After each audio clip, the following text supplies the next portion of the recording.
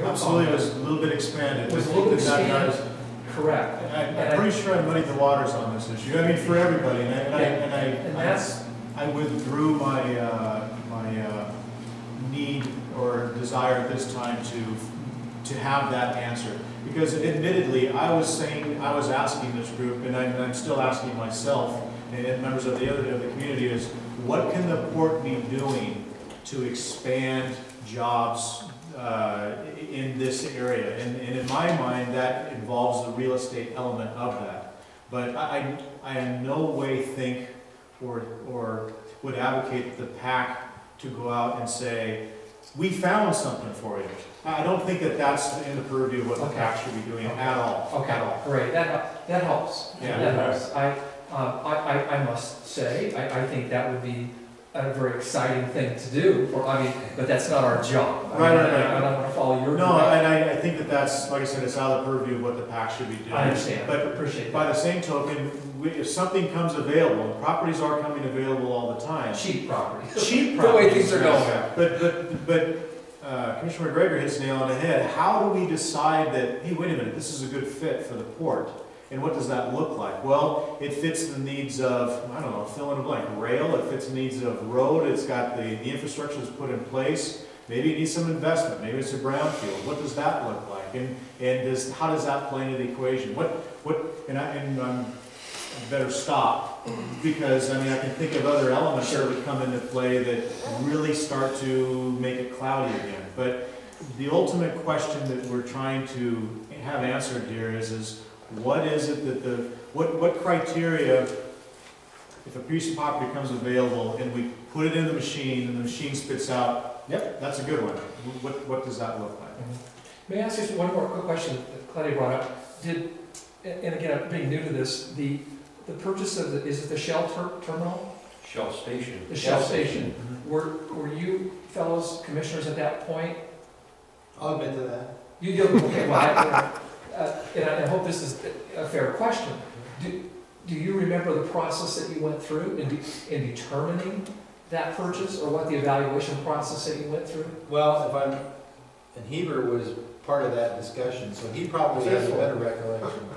It's all his fault. It's everyone's really. Yeah, I'll give you the standard. I don't recall. Okay, fair. Yeah. No, I mean, there was discussion on it, and it was part of an overall concept of that whole block there, along with the East Bay development. You know, lots 2 and 3 are the big pieces along State Avenue. Right. That came up as an opportunity, and we already owned a portion of that block already with the piece that Tom's Outboard is now leasing from us. And then there was potentially maybe the opportunity of the car lot at the same time. So trying to capture a complete block for development into something at some point in time. And so we had an opportunity to buy that, and we bought the business with all of the equipment and that stuff, and then turned around, leased it out with the understanding that at some point we'd either A, sell it, or B, develop it into something else, whatever that something else might be down the road. That's my recollection on it. Okay. Yeah. Commissioner Davis, thank you very much, all three of you, for your clarification, because we were at some point of this. Yeah, that was a different economy we were in at that time too, but I was, as an observer, I wasn't on the board. I thought to myself, now, here's the port purchasing a piece of real estate on the corner for X number of dollars, and that really set the tone for the other properties adjacent to it. I mean, you really couldn't come down almost, because everybody else thought, well, they got X, then I'm going to get X plus. Sure. So that was the starting point for them to bid up their property. I just thought, why wouldn't they go for the least expensive piece first and work into the other? You know, but that was a decision that was made. It happened. Yeah. I wasn't there. I wasn't part of that discussion. It's okay, George. I'm not blaming you on us. I'm teasing. No, it's not about blaming. I know. Expressing my perception. Thank you for your input. As you can tell, this is still a work in progress. So I hope the next time that we get together, we will have move forward with this. In no hurry. Okay. Before we leave this, I probably should say publicly, I'm not alleging that the port is mismanaging the funds that are in that real estate reinvestment fund. I'm just commenting on questions Your in my preference. viewpoint, yeah, your viewpoint, that's all sitting in one pot. Yeah, that's fine. Are we ready to move on? Thank you for that. And port staff update on the prior PAC project, in particular the Newmarket Industrial. Literally a 15-second update. We are continuing to look at options for infrastructure development that includes the stormwater challenges that we have out here in Newmarket Center.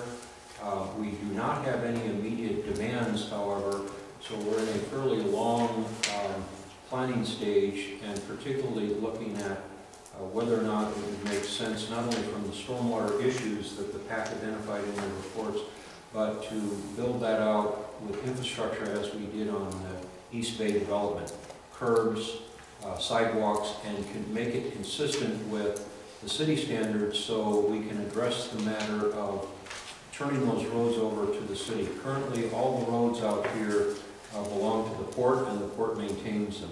What we're doing in Olympia, and particularly in our most recent development at the East Bay development site, is we meet the city standards and then we turn those roads over to the city. We are not, as a port, in the road maintenance business, at least since I've been here, and I don't think any of us want to be in the road maintenance business. As long as they serve us to give us sufficient access for transporting in and out for both our marine terminal and other activities, they're fine. So that study has been helpful. We're also looking, and Don, I think you brought this matter up, of the economics of and the issues and challenges behind coming up with a universal solution for stormwater where every single potential tenant, when they come here, won't have to worry about it but could connect into a community system. Our preliminary estimates indicate that that probably would make this entire area economically infeasible. Another option we're looking at, and we have a long ways to go with it, and we'll be working this through the summer, is, and this is a very simple, it's an oversimplified example, that if, for example, because you might need 8 acres for the kind of facility that you want to build out here to accommodate the extraordinary water issues that you run into, but you really only need 2 acres, one of the simple solutions to that is we develop the 8 acres and let them take that, but only charge them for the 2 acres. With an offset being that that may be far more financially feasible than investing in what may be a multi-million-dollar community facility. No conclusions yet, and a lot more study to do, but the PAC study was very helpful. So I just wanted to let you know we're working that. It's going to be a fairly long process, and particularly right now we do not have any immediate demands out here. We are pleased to report we meet every month now with the city staff, and our commission meets routinely, and we actually have been trying to set up another commission meeting with the city council out here. But we meet monthly with the full cadre of port staff out here, and are working quite well with the city staff, particularly under the new city manager, John Dillon. End of report. Questions? How would I be able to get in that loop to understand where the process is from the port staff's perspective? We can cover that in my meeting with you. One of the advantages of being able to meet with you routinely is to report to you on where we're at on those kind of things.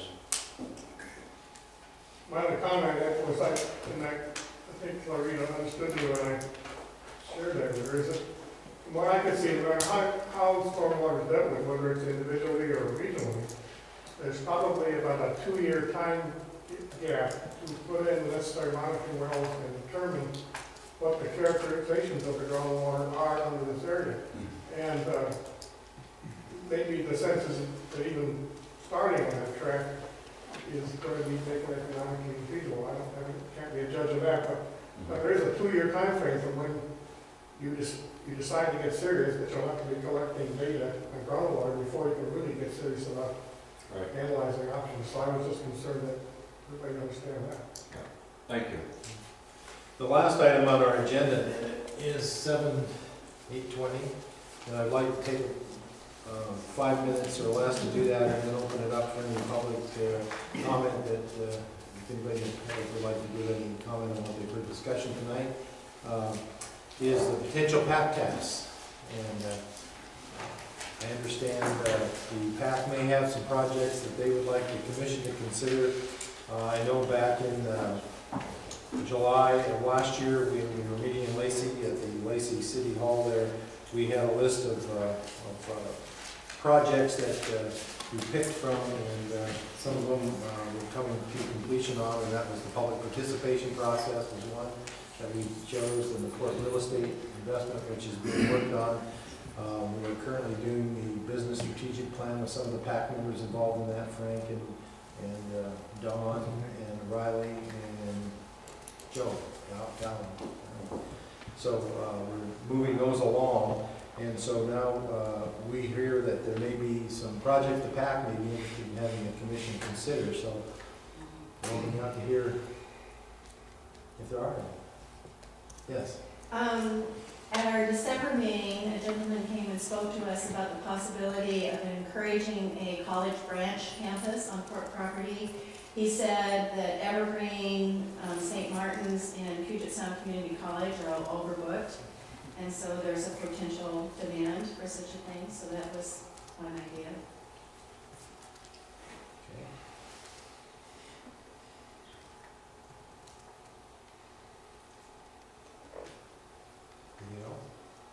Well, you got a long list. We do. I'm looking at the minutes of our February 16th meeting. Another one was to investigate potential port investment in the Stormwater Brewery site as a sound transit station and rail opportunities. The origin of that, you could say, is the Sustainability Roundtable of Thurston County. We had a speaker on that topic. Another one was the 10-year Port of Olympia Capital Investment Plan. And another one, which, and I'm not enough of an economist to know the difference, was the 10-year Economic Development Master Plan. And maybe both of those sort of get rolled up in the Strategic Business Plan. I don't know. And another topic was the Foreign Trade Zone opportunities. There were several topics that went to the link between economic development and jobs, which was would be the part of the real estate investment task that you withdrew. I know when I looked at the economic impact study, I was very surprised to see what, over 5,000 of the jobs were generated basically from the airport and the new market industrial campus, as opposed to the marine terminal. And again, I don't think many members of the public realize that, because the controversy seems to focus down there, not entirely, but another one was, I understand there's a potential fourth berth at the port, and could it be used for a passenger ferry? Again, I'm just not endorsing these, I'm just reading. And these were ones that I think were left over from last year. North Point, earthquake risk, military shipments, and sea level rise.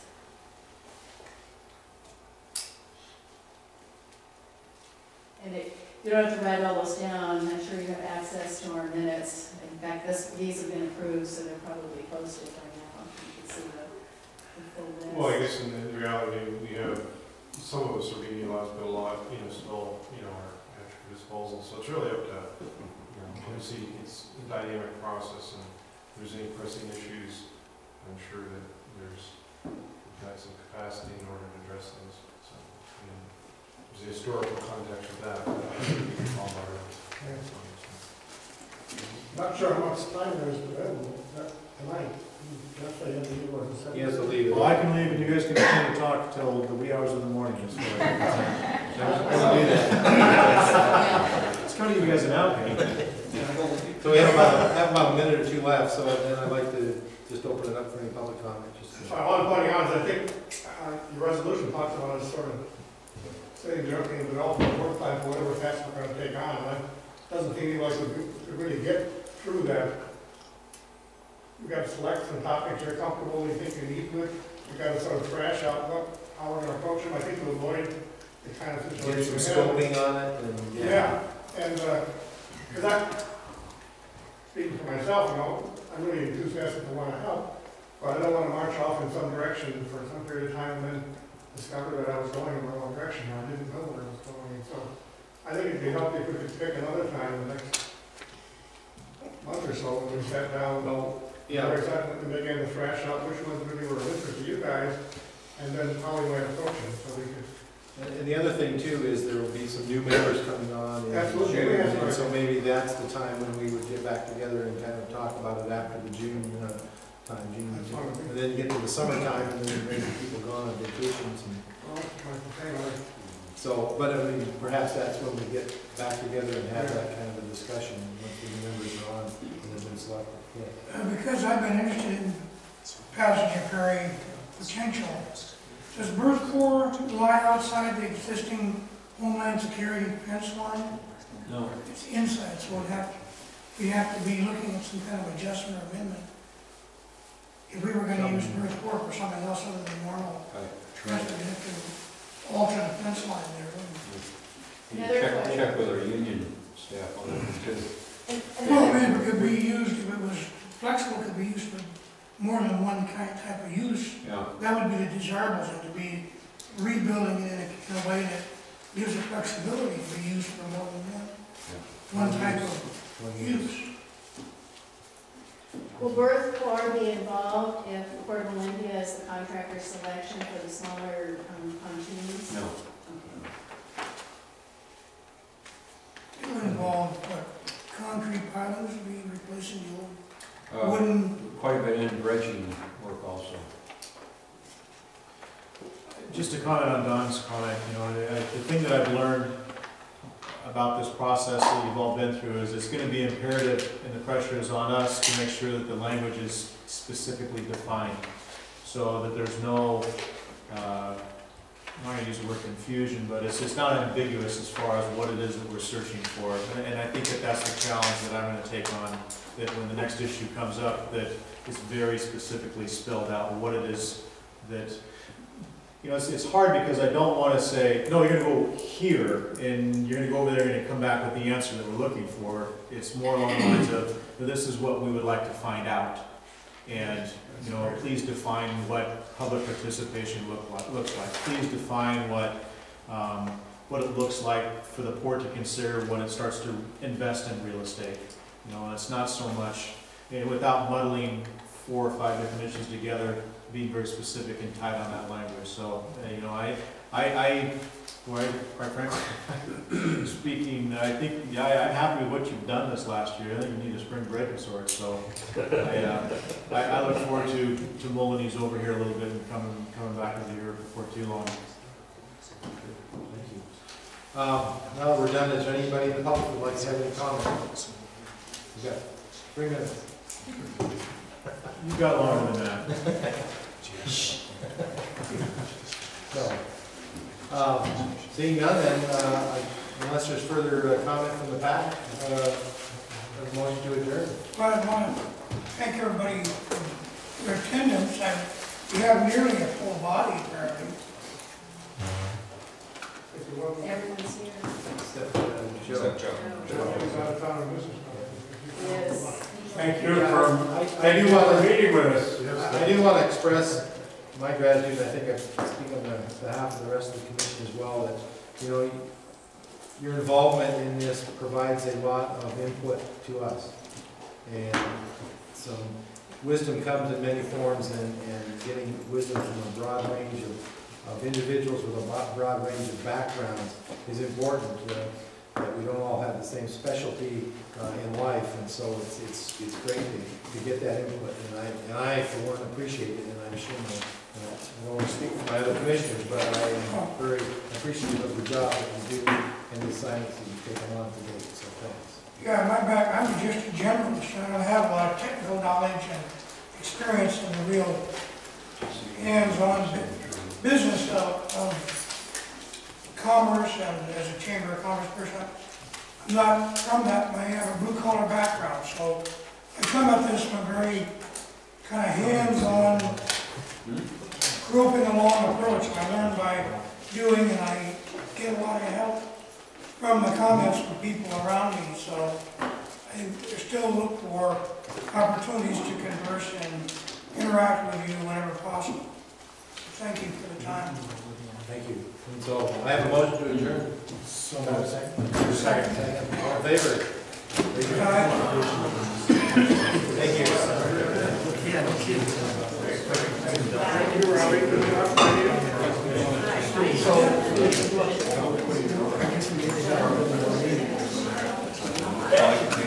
I say, Yeah, I'm gonna make every effort. I like that.